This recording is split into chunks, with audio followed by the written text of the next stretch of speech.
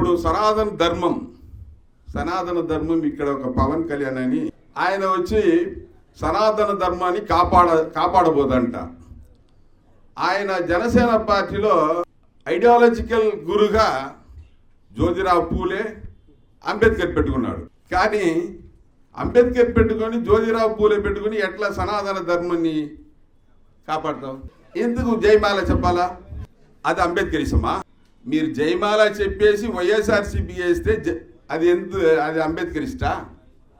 జయమాదిగా చెప్పేసి టీడీపీ చంద్రబాబు నాయుడు వేస్తే, సైకిల్ గుర్తుకు వేస్తే అది అంబేద్కరిస్టా? మనము క్యాస్ట్ ఆర్గనైజేషన్గా మాత్రం, లేకపోతే సోషల్ ఆర్గనైజేషన్గా మాత్రం ఉంటే అది చాలదు. మనం పొలిటికల్ ఆర్గనైజేషన్గా రావాలి. 30 years 40 yearsగా ఇక్కడ ఉండే వాళ్ళు అందరూ కూడా వాడేదైనా ఒక బోర్డులో చైర్మన్ ఇస్తాడా, వాడేదైనా ఒక ఎమ్మెల్యే ఇస్తాడా, వాడేదైనా ఎంపీ ఇస్తాడా? మీరు చెప్తారు కదా 25% ఉన్నామని. మీరు పొలిటికల్ ఆర్గనైజేషన్గా కన్వర్ట్ అవ్వరా? అవ్వాలా లేదా? ఎందుకు అవ్వలేదు? జయమాల చేస్తే అవ్వరు, జయమాదిగా చెప్తే అవ్వరు, పొలిటికల్ ఆర్గనైజేషన్గా అవ్వరు. పొలిటికల్ ఆర్గనైజేషన్గా మనం మారాలి. అదే అంబేద్కరిజం, అది అంబేద్కర్ కళ.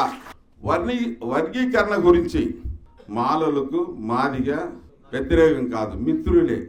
ఎవరంతా మనకి మిత్రులో కావాలో వాళ్ళంతా వ్యతిరేకం చేస్తున్నాం. ఎవరంతా వ్యతిరేకం చేయాలో వాళ్ళ దగ్గరే పోయి మనం ఓటేస్తున్నాం. మిత్రులు ఎవరు, శత్రువులు ఎవరు అని మనకు తెలియలేదు. శత్రువులు ఎనిమీస్ అని చెప్పాడు అన్న. శత్రువుస్ RSS and BJP, Hindutva ideology, సనాతన ఐడియాలజీ, వాళ్ళే మనకు ఎనిమీస్.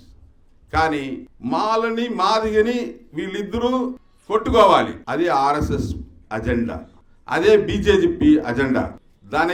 దానికి మనం హీల్డ్ అవ్వకూడదు. ఎస్సీ ఎస్టీ యూనిటీ మాత్రం కాదు,